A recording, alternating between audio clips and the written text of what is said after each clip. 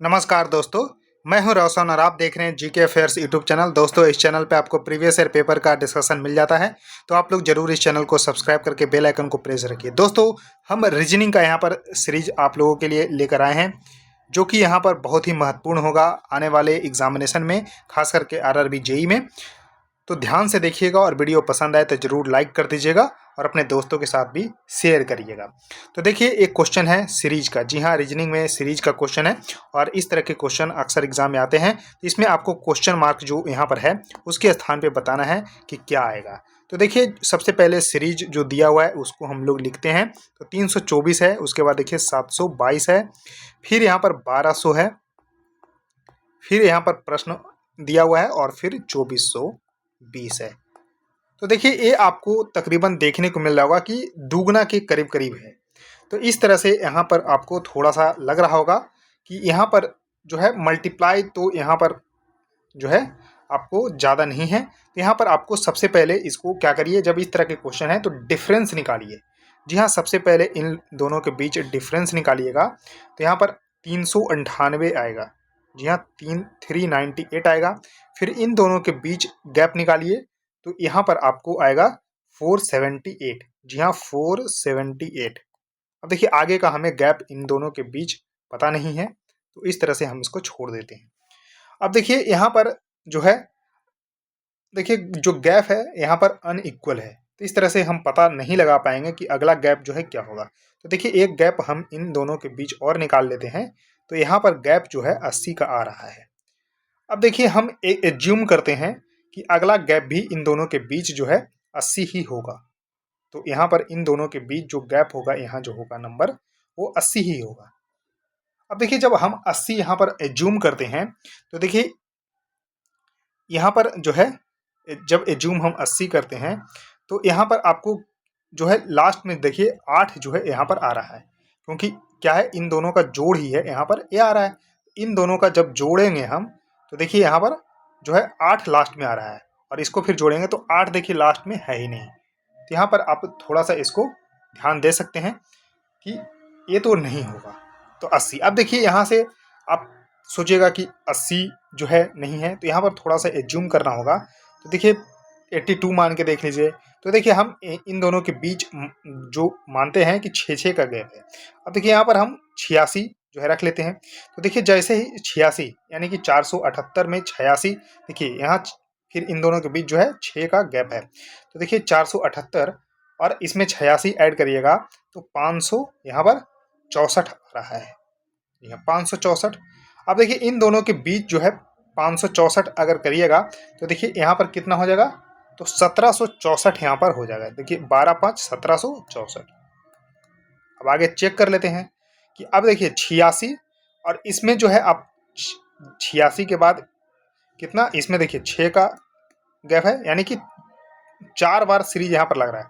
86 के बाद फिर 6 ऐड करिए, यानी कि 92, यानी कि 564 और प्लस 92 अगर करते हैं ये वाले, यानी 92 जो आ रहा है, तब जाके यहाँ पर जो है आपको 656, और 656 1764 में ऐड करते हैं तो 2420 आ रहा है।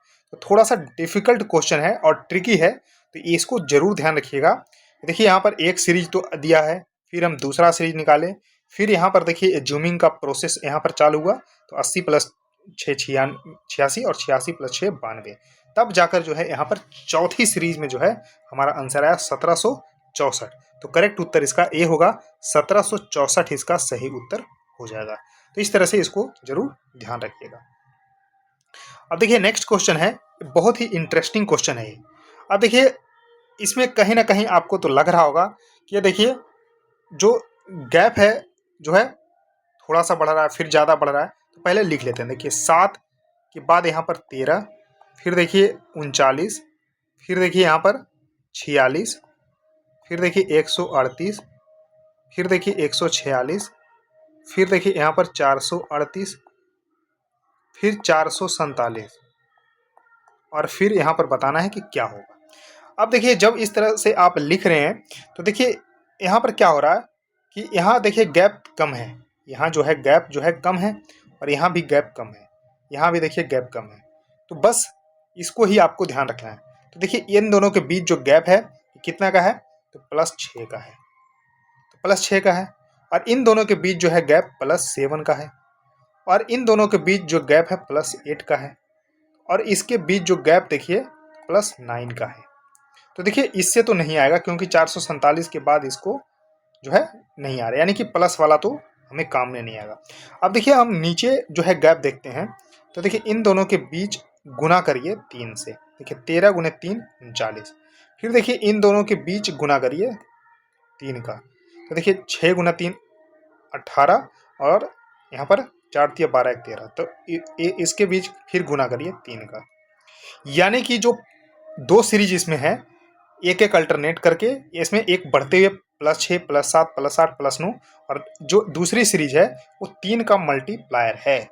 तो देखिए अब इसका जो है मल्टीप्लायर वाला ही हमें आंसर मिलेगा, यानी कि 447 गुना 3 करके मल्टीप्लायर में आंसर आएगा। तो देखिए 21, यानी कि सिर्फ एक ही ऑप्शन में एक लास्ट में है, तो आंसर 1341 होगा। वैसे गुना कर लीजिए, तो देखिए 7 या 21, हाथ में 2, 4 तिया 12 और 2 14, बाकी 1, और 4 तिया 12 1 13। तो देखिए 1341 ही हमारा आंसर है।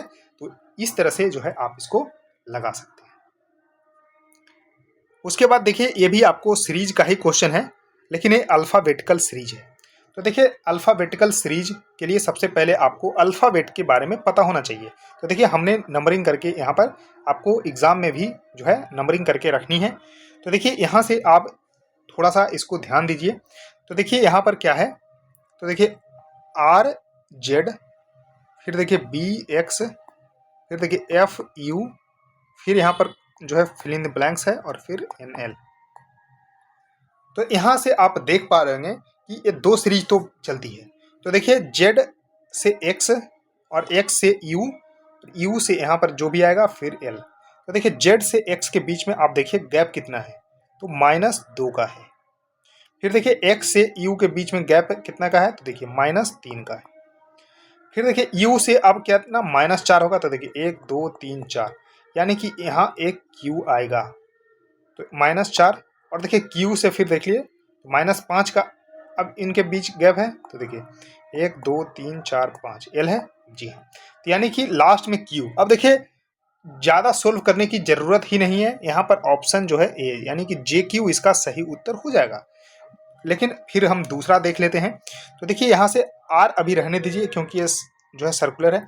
तो देखिए यहाँ से B से F जाइए, तो देखिए B से जब F जाते हैं तो देखिए 1 2 3 4, यानी कि +4 हो गया। फिर देखिए F से हमें पता नहीं है, तो हम Q से N जो है निकाल लेते हैं। देखिए